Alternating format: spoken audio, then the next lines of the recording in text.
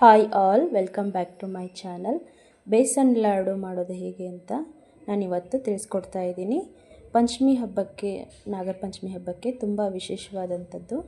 ಮೊದಲಿಗೆ ಕಡಲೆ ಹಿಟ್ಟನ್ನು ಚೆನ್ನಾಗಿ ಸೋದಿಸ್ಕೊಂಡು 1-2 ಸ್ಪೂನಷ್ಟು ತುಪ್ಪನ ಹಾಕ್ಕೊಂಡು ಸ್ವಲ್ಪಾಗಿ ಕಡಲೆ ಹಿಟ್ಟನ್ನು ಈ ಥರ ಮೀಡಿಯಮ್ ಉರಿಲಿ ಈ ಥರ ಮಿಕ್ಸ್ ಮಾಡ್ಕೊಳ್ತಾ ಇರಬೇಕು. ಸಣ್ಣ ಉರಿಲಿ ಐತಿ ಸ್ವಲ್ಪನೇ ತುಪ್ಪನ ಹಾಕ್ಕೊಂಡು ನೋಡಿ ಈ ಥರ ಫ್ರೈ ಮಾಡ್ಕೊಳ್ಬೇಕು. ಒಂದೇ ಸಾರಿ ಜಾಸ್ತಿ ಹಾಕಿದ್ರೆ ಗಂಟು ಆಗಿಬಿಡುತ್ತೆ. ಹಾಗಾಗಿ ಸ್ವಲ್ಪನೇ ತುಪ್ಪ ಹಾಕ್ಕೊಂಡು ಈ ಥರ ಮಿಕ್ಸ್ ಮಾಡ್ಕೋಬೇಕು. ಸಣ್ಣ ಉರಿಲೇ ಈ ಥರ ಫ್ರೈ ಮಾಡ್ಕೋಬೇಕು. ನೋಡಿ ಈ ಥರ ಕಂಟಿನ್ಯೂ ಆಗಿ ಈ ಥರ ಮಿಕ್ಸ್ ಮಾಡ್ತಾನೆ ಇರಬೇಕು. ನಾಗರ ಪಂಚಮಿ ವಿಶೇಷವಾಗಿ ಬೇಸನ್ ಲಾಡು ತುಂಬಾ ರುಚಿಯಾಗಿರುತ್ತೆ. ನೋಡಿ ಈ ಥರ ಕನ್ಸಿಸ್ಟೆನ್ಸಿಗಿದೆ.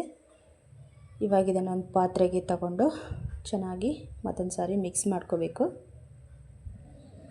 ಸಕ್ಕರೆನ ಪುಡಿ ಮಾಡಿ ಇಟ್ಕೊಂಡು ಹಾಕ್ಕೊಳ್ಬೇಕು.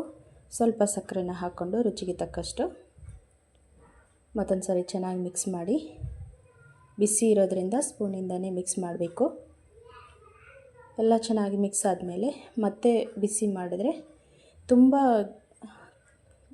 ಇದಾಗ್ಬಿಡುತ್ತೆ, ಅಳುಕಾಗುತ್ತೆ. ಹಾಗಾಗಿ ಜಾಸ್ತಿ ಬಿಸಿ ಮಾಡಿ ಈ ಥರ ಹಾಕೋದ್ರಿಂದ ನೋಡಿ ಈ ಥರ ಆಗಿದೆ. ಸಕ್ಕರೆ ಎಲ್ಲ ಕರಗೋಗಿರುತ್ತೆ. ಇನ್ನೂ ಕರಗಿಲ್ಲ ಅಂದರೆ ಮತ್ತೊಂದು ಸಾರಿ ಕಡಿಮೆ ಉರಿಲಿ ಬಿಸಿ ಮಾಡ್ಕೋಬೇಕು. ಮತ್ತು ಚೆನ್ನಾಗಿ ರುಚಿಯಾಗಿ ಬರುತ್ತೆ ಉಂಡೆ.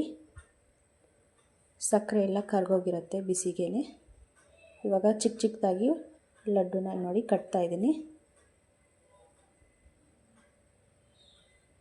ಇಷ್ಟು ಚಿಕ್ಕದಾಗಿ ನೋಡಿ, ತುಪ್ಪ ಹಾಕಿರೋದ್ರಿಂದ ಬೇಗನೆ ಈ ಥರ ಉಂಡೆಗಳು ಬರ್ತಾ ಇರುತ್ತೆ.